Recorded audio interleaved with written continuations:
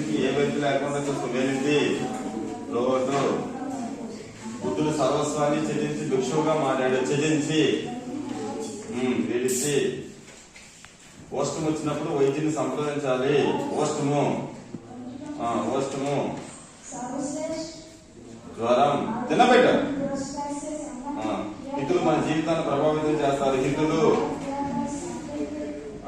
మంచి కోరేవారు. వెన్నెల రాక అంధకారం తొలగిపోయింది. అంధకారం చీకటి.